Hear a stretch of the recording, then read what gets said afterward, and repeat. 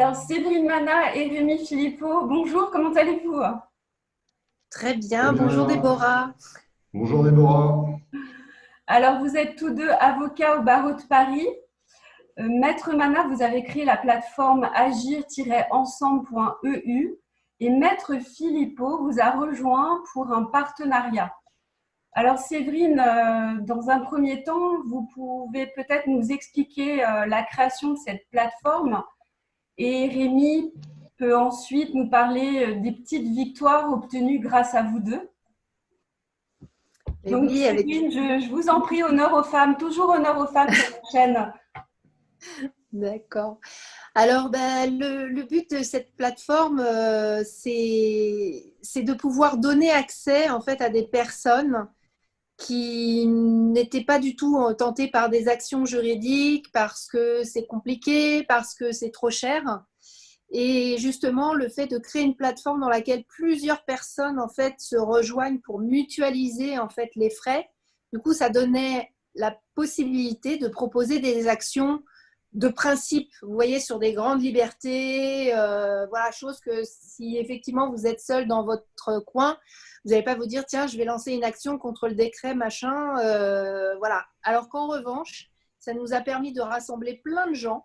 Et donc, alors notre première action, c'était autour du port du masque et de permettre en fait à notre collectif ainsi constitué d'enchaîner différentes procédures. Parce que c'est vrai qu'en temps normal, on a un client, on se met d'accord sur une procédure et puis après, si ça ne fonctionne pas, on en fait une autre, mais il faut se remettre d'accord et on repaye, etc. Là, en fait, l'idée, c'était de se battre vraiment contre le port du masque et puis de proposer plusieurs procédures. Alors, c'est vrai qu'on avait une stratégie au départ qui a dû évoluer parce que vous savez comme moi que en France, les textes du jour au lendemain, ça s'en va, ça change.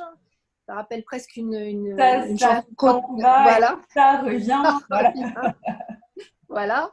Donc, du coup, on a été obligé d'adapter parce qu'effectivement, on n'avait plus voilà, la stratégie des premiers jours et elle ne pouvait plus se faire. Donc, on a essayé en fait au fur et à mesure d'adapter. Et Rémi pourra parler voilà, de toutes les procédures qu'on a faites autour du masque. Oui, Rémi, notamment, vous pouvez parler de justement que les femmes maintenant ont le droit d'accoucher sans masque, ce qui paraît assez incroyable. Et il y a aussi les enfants qui font des cours de PS, mais je vous laisse développer là-dessus. Oui, effectivement. Alors, notre stratégie, ça a été outre de s'opposer effectivement au port du masque, en principe, mais de se dire que ça sera compliqué pour le Conseil d'État de nous donner raison sur tout. Alors, stratégiquement, on avait fait des demandes subsidiaires sur un certain nombre d'aménagements à ce port du masque. Et donc, on a pu comme ça avoir des petites victoires, mais c'est aussi ça qui est important, hein, sur un certain nombre de choses. Alors, en effet, sur le port du masque général, on a eu une clarification du ministre sur la possibilité pour les femmes qui accouchent d'accoucher sans masque. Donc ça c'est une vraie avancée. Et également, on avait eu une clarification également pour les enfants qui faisaient de l'EPS, de ne pas porter de masque. Et donc, sur notre action que nous avons fait également contre les masques pour les enfants de 6 à 10 ans, nous avons obtenu toujours cette possibilité pour les enfants qui font de l'EPS de ne pas porter de masque et également pour les enfants qui sont dans des classes ULIS de ne pas porter de masque également, alors qui est loin d'être négligeable, parce qu'il y a, c'est vrai, tu C'est me 50 rattrapes 000 si je me élèves. trompe, voilà, il y a 50 000 élèves qui sont touchés par cet aménagement, donc c'est pas rien. Donc, en fait, grâce à vous, aujourd'hui, les femmes peuvent accoucher sans masque et les enfants peuvent suivre des cours d'éducation physique et sportive sans masque. Est-ce que c'est à l'extérieur ou à l'intérieur également? Alors, pour le PS, en fait, c'est intérieur comme extérieur. Alors, la décision du Conseil d'État fait effectivement foi. Le problème, c'est que j'ai encore des retours retours de personnes qui me disent que dans certaines écoles, on leur fait quand même porter des masques. Et c'est un peu pareil aussi pour les femmes qui accouchent, c'est-à-dire qu'on a un communiqué de presse effectivement du gouvernement qui nous dit que le masque ne pourra pas être imposé aux femmes si elles ne le souhaitent pas.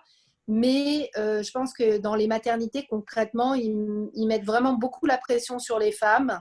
Et du coup, c'est un peu vidé de son sens. Donc, alors, il faut savoir aussi que tout ça, ces petites victoires, eh ben, il a fallu quand même 5 procédures pour y arriver. C'est-à-dire que depuis le début de cette action Respirer librement qu'on a commencé, on a fait, pour commencer, un recours en excès de pouvoir couplé avec un référé suspension. Donc, c'est 2 procédures en fait qui vont dans le même sens, où on demandait la suspension du port du masque en fait en intérieur pour tout le monde et en extérieur. Et cette procédure-là s'est soldée par un non-lieu parce que entre le jour où on a plaidé et le jour en fait où la décision a été rendue, eh ben, le décret sur lequel s'appuyait notre procédure, eh ben, il a été abrogé par la déclaration d'urgence. Donc, c'est d'autant plus regrettable qu'on avait un juge qui avait l'air d'être très à l'écoute en fait de ce qu'on lui disait. Alors du coup, par la suite, donc ces 3 procédures étant tombées à l'eau, on a réenclenché en fait une nouvelle procédure qui est un référé liberté. Et ça, on a voulu le consacrer uniquement aux enfants de 6-10 ans parce que ça correspondait bien à cette procédure. C'était une obligation qui était nouvelle. Et donc, du coup, on a dit, on nous semblait en fait qu'il y avait des éléments voilà, qui étaient forts. Mais c'est vrai qu'on est face quand même à une ambiance en fait où le Covid, en fait, c'est un peu la carte joker, ça bat tout. C'est, voilà, peu importe, votre enfant, il a des dermatoses, c'est pas grave, il faut quand même le mettre le masque. Votre enfant, il a des mains qui sont couvertes de blessures parce que les 50 lavages par jour de mains, Avec c'est le Covid le plus important. le gel hydroalcoolique hein, qui dessèche les mains, ouais, ouais. Oui. Voilà. Excusez-moi, est-ce que vous pouvez rappeler qu'est-ce que c'est un référé liberté? Oui, alors un référé liberté, c'est une procédure d'extrême urgence qui théoriquement se déroule sur 48 heures et qui permet effectivement au juge administratif de prendre toute mesure utile en cas de violation grave et manifestement illégale d'une liberté fondamentale. Donc c'est assez restrictif, il faut une grande urgence, il faut une violation grave et manifestement illégale, mais ça permet une très grande rapidité de jugement par le Conseil d'État. Mais alors, j'ai envie de vous poser une question, peut-être qu'elle est naïve de ma part, et pour cela, j'en suis désolée en avance, mais pourtant, le droit de respirer est un droit fondamental de l'être humain. Et ma question, c'est est-ce qu'il existe une loi qui dit que le port du masque est obligatoire? Est-ce qu'elle existe, cette loi? Alors, c'est pas une loi, c'est un décret. C'est les différents décrets qui ont été pris, dont le dernier est le décret du 29 octobre, hein, qui dit que effectivement le port du masque est, à l'instar des autres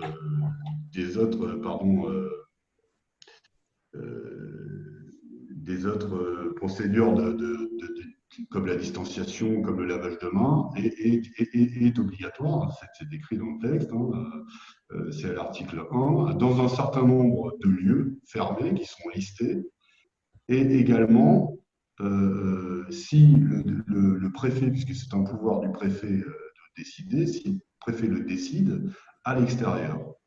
Donc c'est un décret qui prévoit effectivement cette obligation. D'accord, mais est-ce qu'un décret n'est pas sous une loi, normalement?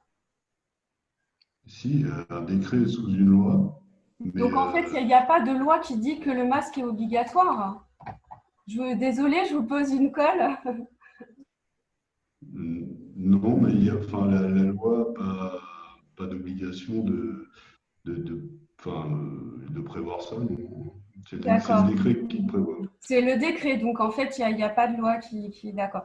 Alors, donc en fait, Non, parce que aujourd'hui, sinon, C'est-à-dire que c'est la loi qui donne l'état d'urgence, et certains articles du Code de santé publique permettent au gouvernement de prendre des décrets pour imposer des mesures sanitaires, dont des mesures sanitaires qui peuvent être obligatoires, telles que le port du masque. En fait, c'est comme ça que ça découle. Et du coup, le rôle du Conseil d'État, c'est de voir que les mesures qui sont prises sont conformes sont conformes aux droits constitutionnels des personnes, aux libertés, sont proportionnées. Et c'est toute la difficulté, je dirais, qu'on a en ce moment, c'est qu'à chaque fois, on invoque en fait toutes les libertés dans toutes les procédures qu'on a faites. On a invoqué les libertés d'aller et venir, la liberté, le droit à la santé, la liberté personnelle, l'intérêt supérieur de l'enfant. Et à chaque fois, on nous a dit, oui, effectivement, il y a toutes ces libertés, mais en fait, la plus importante, c'est le droit au respect de la vie. Et le droit au respect de la vie, c'est port de masque, en fait, pour protéger ceux qui peuvent mourir du Covid. C'est pour ça que je dis maintenant, en fait, le point Godwin, c'est le Covid. Vous avez beau, en fait, dire tout ce que vous voulez, parce que nous, ce qu'on expliquait, c'était que comme dit le rédacteur de la Constitution de 46, la liberté, en fait, le droit à la vie n'est rien s'il n'a pas toutes les libertés autour, c'est-à-dire le droit d'aller et venir. Vous avez beau être, on va prendre un exemple, quand vous êtes en prison, vous avez le droit au respect de la vie, mais vous n'avez pas de liberté. Donc, ce qu'il dit, c'est que pour l'être humain, l'intérêt, c'est d'avoir effectivement le droit à la vie, mais à côté, il doit y avoir toutes les libertés. Et c'est pour ça qu'on on essayait de défendre dans ces actions ce point-là, mais on n'a pas eu d'écoute. Et c'est vrai que là, par exemple, pour les enfants, on arrive à des situations qui sont vraiment très, très dangereuses. En fait, moi, j'ai beaucoup de remontées de la part des collectifs de parents et d'enfants et d'enseignants. Le port du masque, en fait, pour les enfants. Et puis là, on s'aperçoit aussi des mesures sanitaires excessives avec ces décapages de mains au gel hydroalcoolique. En fait, c'est pas acceptable. J'ai vu des photos avec des mains d'enfants, mais voilà, il y a vraiment un problème. Donc, je veux bien qu'on est tous d'accord que le droit au respect de la vie, c'est quelque chose d'important. Mais il y a aussi quand même voilà, on ne doit pas. Il doit y avoir un équilibre, et c'est la jurisprudence Benjamin. Rémi pourra en parler sans doute beaucoup mieux que moi, mais il y a un équilibre. En fait, chaque mesure doit être proportionnée. donc en fait, ils prennent tout est bon, tout est prétexte à cause du Covid-19. Et Oui. donc aujourd'hui, en fait, vous lancez surtout un appel à témoins. Vous recherchez donc des parents ou des jeunes adultes qui pourraient témoigner sur le fait que leurs enfants ou eux-mêmes ont des problèmes dermatologiques, parce que vous avez assisté justement, vous parliez de photos. Donc vous avez vu qu'il y a des enfants qui ont de graves problèmes dermatologiques à cause du port du masque. Et dans ce cas-là, qu'est-ce que doivent faire ces témoins? Ils vous contactent, ils vous envoient, ils vous écrivent?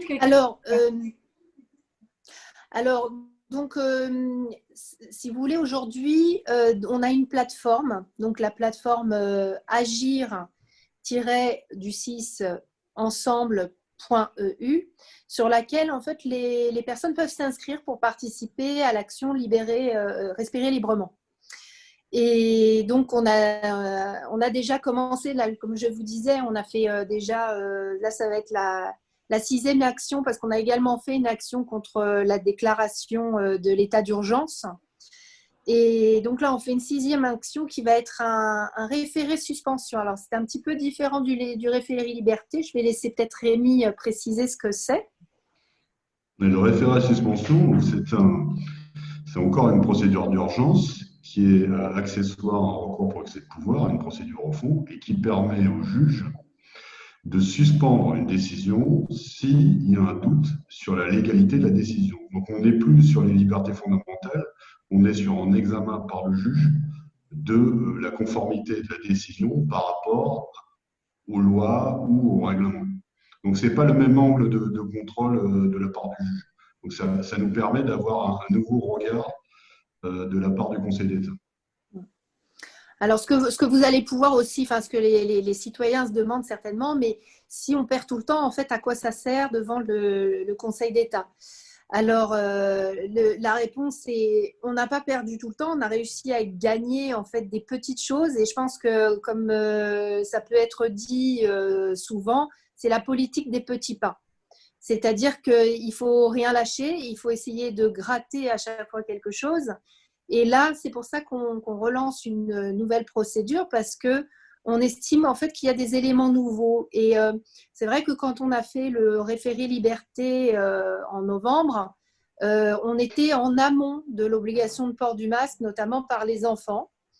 Et c'est vrai que les conséquences de l'obligation du port du masque sur les enfants sont extrêmement visibles, beaucoup plus que sur les adultes, parce que malheureusement, nos enfants en fait portent beaucoup plus le masque que nous, parce que nous, on prend certaines libertés, mais que les enfants qui sont dans des milieux collectifs ne peuvent pas se permettre. Voilà, donc ils le portent vraiment. Ils ont la peau plus fine aussi que nous, plus fragile peut-être. Voilà. Ouais. Tout à fait.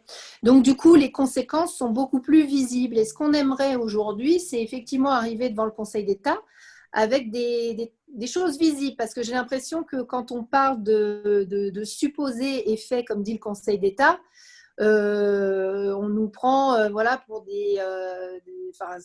c'est totalement en fait supposé. Et là, si vous voulez, l'idée, c'est d'où l'appel à témoins, dire, bon, écoutez, voilà, concrètement, voilà l'effet du masque, voilà ce que les parents constatent, voilà ce qui existe.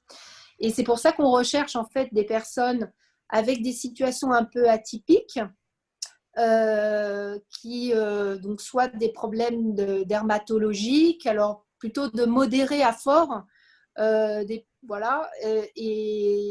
alors en fait des situations aussi psychologiques difficiles, ou par exemple des enfants qui ont des troubles 10 pour lesquels ça s'est vraiment aggravé.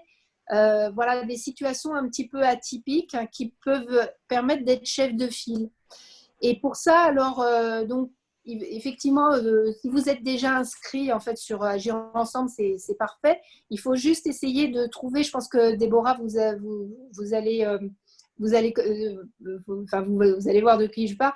Mais il y a des collectifs en fait de parents avec qui on est en contact, donc notamment Parents 2021, et puis le collectif également Action 21 France.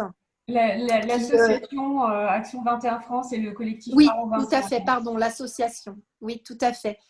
Et avec qui on travaille, et le collectif également Mascarade, voilà, ce sont des collectifs avec qui on est en contact et qui justement permettent en fait de centraliser les éléments pour pouvoir construire des dossiers.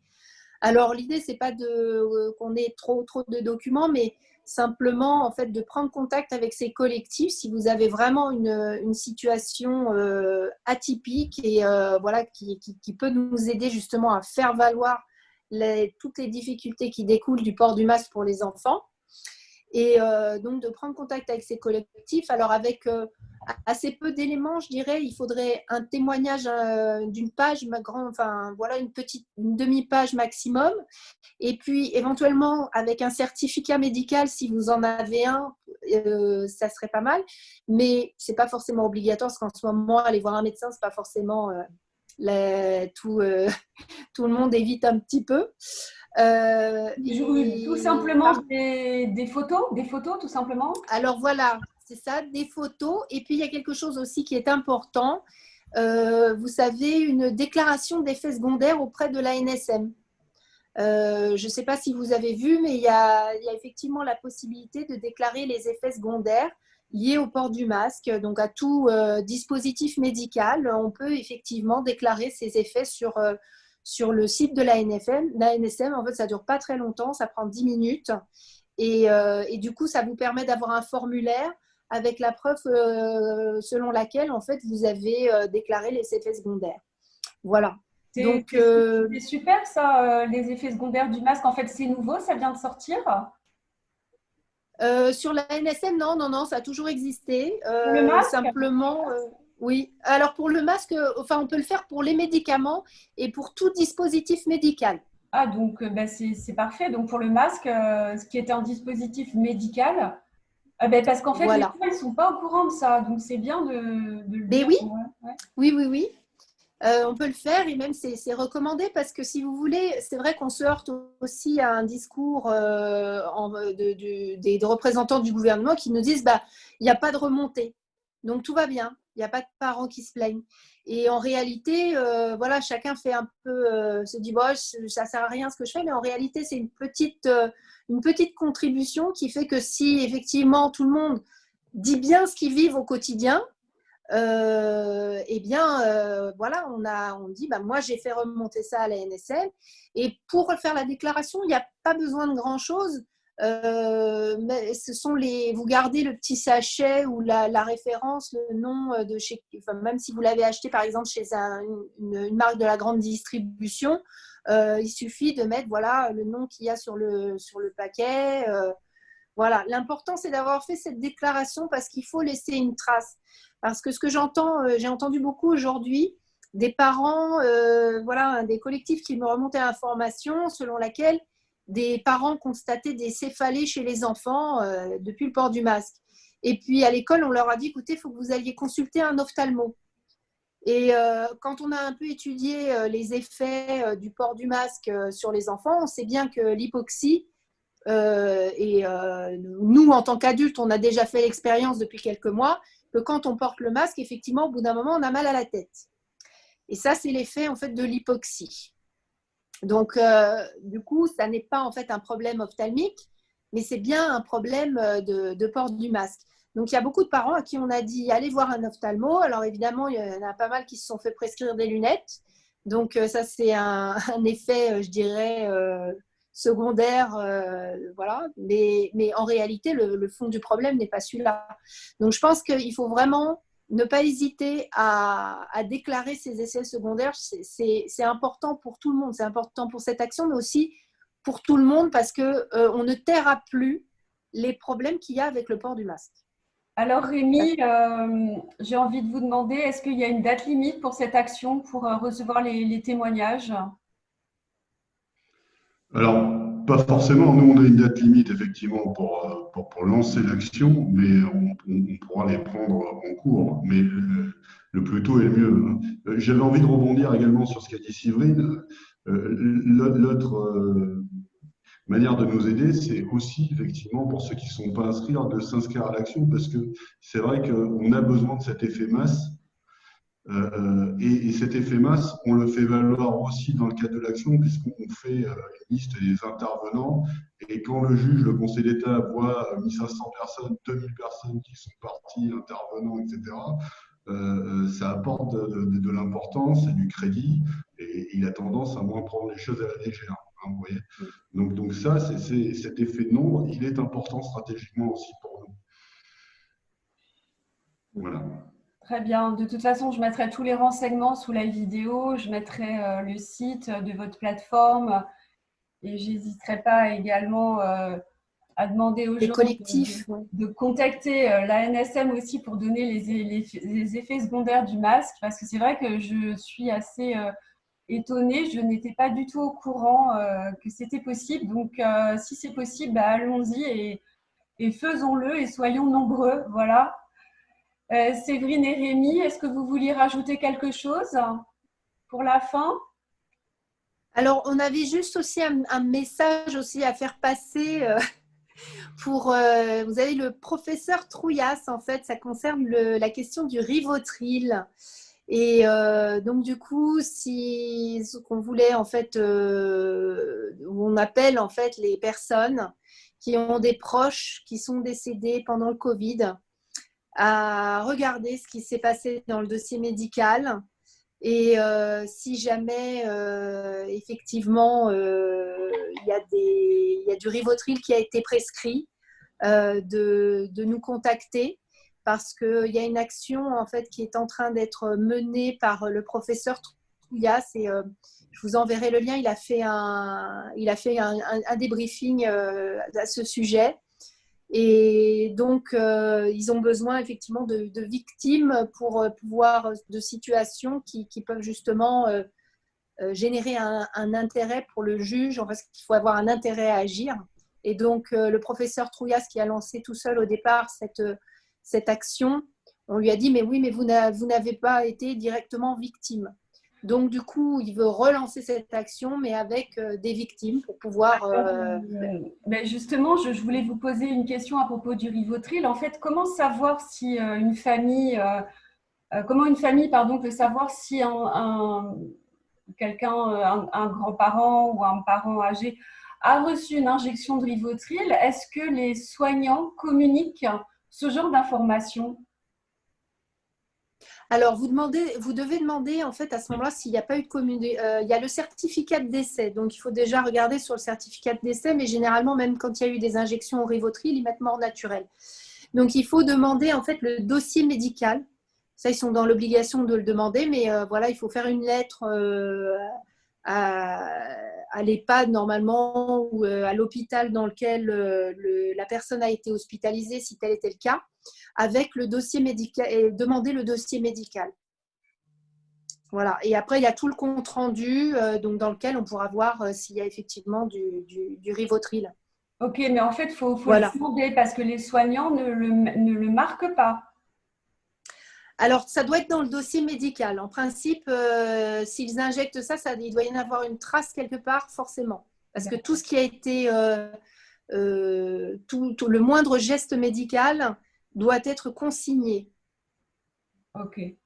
Donc, ça doit figurer. Voilà, après, ça dépend. Il y en a qui sont des fois allés à l'hôpital, d'autres pas. Enfin, voilà, c'est toute la question. Très bien. En tout cas, Séverine et Rémi, je vous remercie infiniment et le message va être passé, voilà, avec toutes les informations. Merci beaucoup, merci à vous deux. Merci à vous. Merci beaucoup, Déborah. Bonne Merci. soirée. Au revoir, merci. Bonne soirée.